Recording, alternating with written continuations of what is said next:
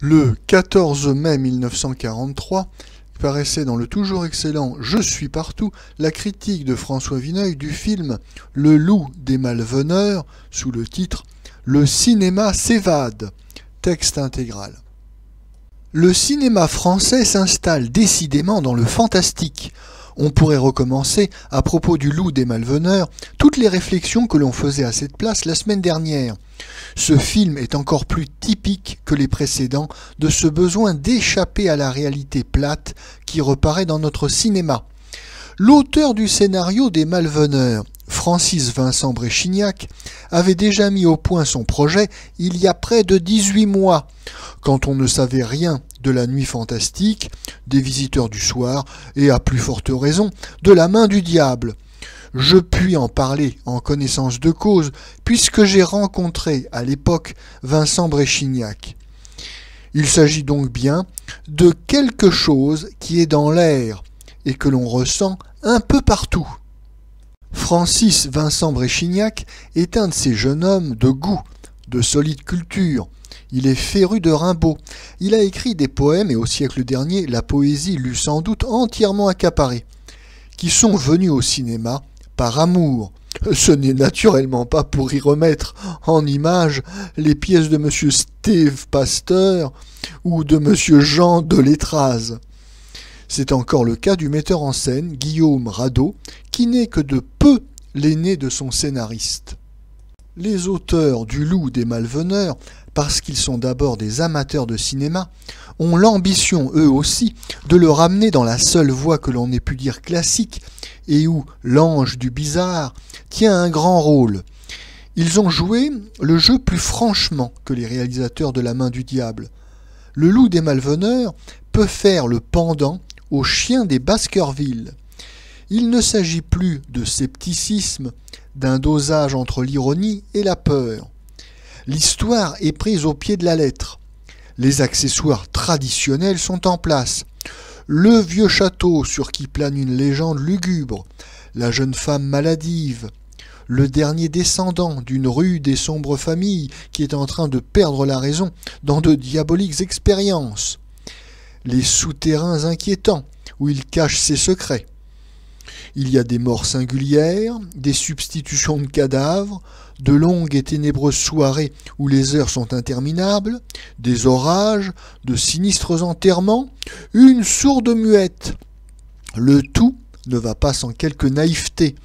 Nos auteurs sont à leur début, ce qui explique certaines hésitations, où le dialogue est un peu embarrassé. Le scénario aurait gagné à être un peu plus rempli. On a réservé une partie assez importante du métrage à la peinture de l'atmosphère. C'est un défaut très français.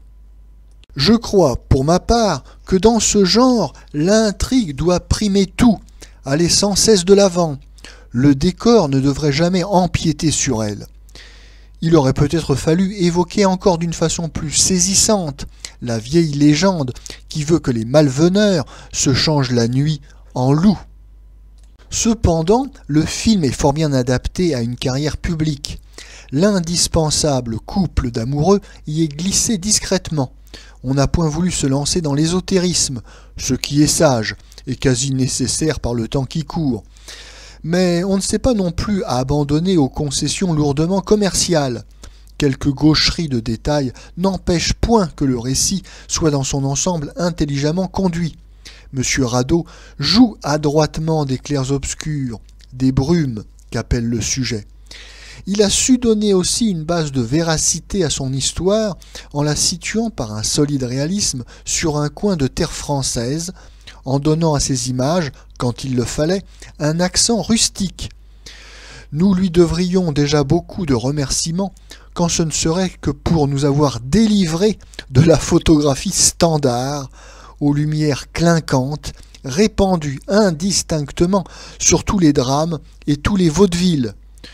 Ce n'est déjà pas un petit mérite pour un film que de nous rendre des images où les noirs, les gris, reprennent leur valeur plastique et expressive comme au meilleur temps du muet. L'interprétation de pareils films pose un problème assez ardu. La plupart des acteurs en renom dans le cinéma français sont très peu familiarisés avec ce genre. Mais la distribution des Malveneurs montre qu'un vrai comédien ne se laisse jamais prendre au dépourvu, surtout lorsqu'il est conduit, comme ici, par un metteur en scène convaincu. L'excellent Pierre Renoir avait un rôle bref mais dangereux. C'est lui, le châtelain enfoncé dans la biologie, s'acharnant à découvrir le sérum de l'éternelle jouvence, tuant ses patients avec ses drogues, puis, la tête tout à fait perdue, s'imaginant qu'il va pouvoir les ressusciter. Entre-temps, il fait gémir un harmonium au fond de ses oubliettes, et il trépasse dans un incendie allumé de ses mains. On peut dire que tous les périls sont accumulés autour de l'interprète. Pierre Renoir en triomphe avec une autorité absolue, ne laissant plus la moindre trace de puérilité dans sa composition. Le personnage central du film est Magda de Malveneur.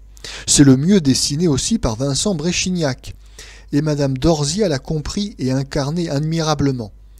Nous avons tous connu de ces vieilles filles, dernières héritières d'un grand nom, hautaines, dures à la fatigue, courant en bottes, à cheval, les terres ancestrales qui demeurent leur seule raison d'être.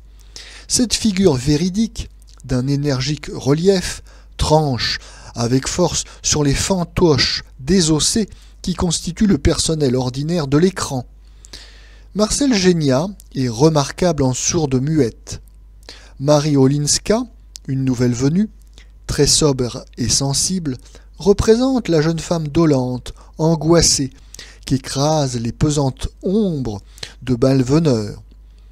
Elle a su se mettre aussi parfaitement que possible dans le style du film. Je n'arrive point, quelque effort que je fasse, à me laisser toucher par Madame Madeleine Sologne. Qu'elle veuille émouvoir, être tendue ou spirituelle, il me semble toujours qu'elle minaude une grimace. Pourtant, il faut reconnaître que cette fois-ci, ce qu'elle fait n'est point sot. Monsieur Salou, Monsieur Jodervaux se tirent bien de ce qu'ils ont à faire. Et il faut bien se garder d'oublier la petite Bijou, une vedette de 5 ans. De toute l'interprétation, c'est peut-être elle qui dit et joue le plus juste. Monsieur Maurice Thiriet, en collaboration avec Monsieur Van Ourbeck, a réussi une très jolie partition. Il a déjà signé celle des Visiteurs du soir. Voilà un musicien qui a compris le cinéma. En somme, Le Loup des Malveneurs représente un effort des plus sympathiques, une de ces expériences où l'on aimerait voir s'engager beaucoup de jeunes cinéastes. Et, ce qui est mieux encore, c'est un film qui plaira.